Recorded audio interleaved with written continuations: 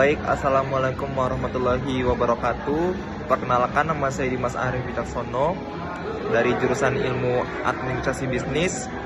Saya akan membuat video presentasi dari mata kuliah Perilaku Konsumen. Saya dari kelas E.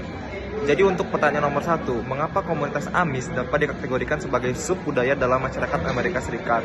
Nah, berdasarkan teori perilaku konsumen, subculture itu didefinisikan sebagai kelompok yang lebih kecil dalam sebuah budaya dominan yang memiliki sistem nilai, keyakinan, norma, dan perilaku yang khas. Subculture ini didasarkan pada usul-usul kebangsaan, agama, wilayah geografis, dan warisan budaya bersama. Nah, komunitas AMIS ini dikategorikan sebagai subbudaya dia karena memenuhi beberapa kriteria. Pertama, dia berada di dalam budaya dominan, juga dia memiliki nilai dan norma yang khas, serta identitas kelompok yang kuat. Nah, mereka ini tentunya memiliki batasan sosial dan teknologi yang jelas, seperti membatasi internet, terus dia membatasi juga televisi dan kendaraan pribadi, yang menciptakan identitas kolektif yang kuat dari AMIS sendiri, yang membedakan mereka secara jelas dari masyarakat Amerika Serikat pada umumnya. Lalu, bagaimana sih analisis bagaimana nilai-nilai budaya yang dianut oleh komunitas AMIS memengaruhi keputusan pembelian untuk produk smartphone? Nah, keputusan pembelian konsumen sangat dipengaruhi oleh faktor-faktor budaya dan sosial. Dalam kasus komunitas AMIS, nilai budaya mereka mempengaruhi perilaku melalui beberapa mekanisme psikologis dan sosial. Yang pertama, pengaruh nilai budaya terhadap persepsi dan sikap. Nilai utama yang dianut oleh AMIS adalah kesederhanaan, kebersamaan, dan religiulitas.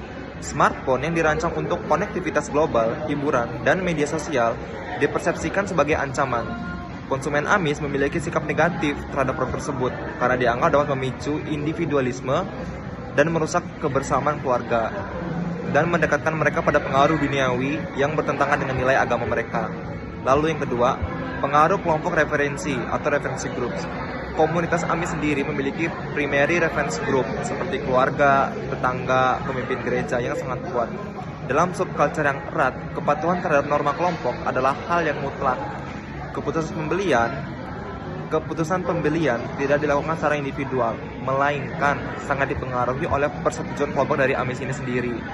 Nah, menggunakan smartphone ini dianggap oleh mereka itu melanggar norma dan beresiko terkena sanksi sosial atau pengecualian. Lalu, yang ketiga, proses pengambilan keputusan. Pada tahap need recognition atau pengenalan masalah, smartphone tidak diakui sebagai solusi atau kebutuhan karena produk tersebut tidak selaras dengan nilai inti mereka. Proses evaluasi alternatif dan keputusan pembelian langsung terhenti mengakibatkan nilai beli sangat rendah. Lalu, pada strategi pemasaran, jika perusahaan tetap ingin memasuki fase komunitas AMIS, strategi apa yang harus dilakukan? Nah, dalam segi produk, perusahaan tidak bisa menjual smartphone standar. Produk yang dimodifikasi itu harus menjadi perangkat yang komunitas utilitarian. Dalam segi fitur internet, media sosial, kamera, dan aplikasi harus dihilangkan atau dikunci secara permanen. Nah, produknya itu hanya boleh memiliki fungsi seperti dasar telepon, SMS, kalkulator, atau Google Map untuk keperluan mereka bekerja dan keadaan darurat. Dalam segi harga, strategi harga harus mencerminkan nilai kesederhanaan. Harganya harus wajar, tentunya harus dibawa pada nilai-nilai harga smartphone pada umumnya, fungsional, dan tidak terkesan mewah atau eksploitatif. Lalu pada tempat sasaran distribusi, menghindari tentunya penjualan melalui e-commerce atau toko retail modern. Distribusi smartphone yang dijual untuk komunitas AMIS harus dilakukan melalui toko-toko perangkat keras, hardware stores lokal, kios-kios di pasar tradisional yang sering dikunjungi oleh orang-orang AMIS, atau melalui penjualan langsung oleh perwakilan yang dipercaya oleh komunitas tersendiri. Pada bagian promosi, perusahaan yang ingin menjual smartphone kepada komunitas AMIS harus menghentikan total iklan digital, media sosial, atau mengendorse influencer. Strategi yang tepat adalah personal selling, jadi dia penjualan tatap muka atau demonstrasi produk langsung di komunitas itu sendiri. Pada strategi dari mulut ke mulut, serta beriklan di media cetak lokal atau publikasi pertanian yang secara tradisional dibaca oleh komunitas AMIS. Pendekatan harus dilakukan dengan melibatkan dan menghormati pemimpin komunitas toko gereja tersebut.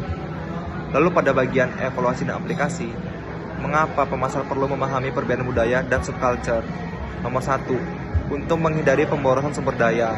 Yang kedua, mencegah blunder budaya. Jadi mereka harus memahami nilai-nilai sensitif mencegah perusahaan itu menyinggung konsumen yang bisa berujung pada penolakan total terhadap merek.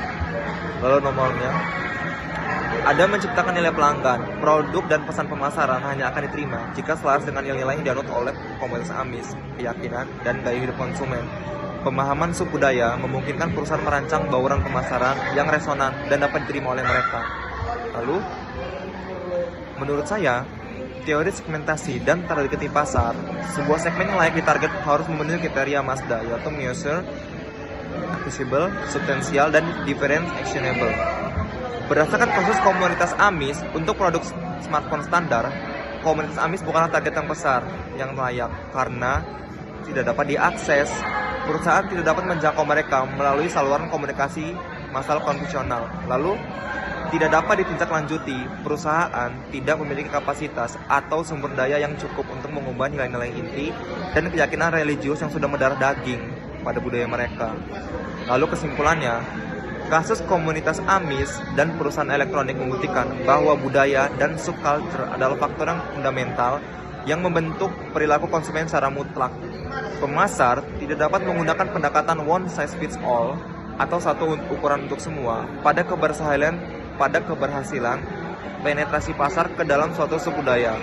Menurut adanya empati budaya, adaptasi produk yang ekstrim, dan pemilihan saluran komunikasi yang selaras dengan nilai yang dipegang teguh oleh komunitas AMIS, jika diadaptasi tidak memungkinkan atau tidak menguntungkan, keputusan strategis terbaik adalah tidak menjadikan segmen tersebut sebagai target pasar.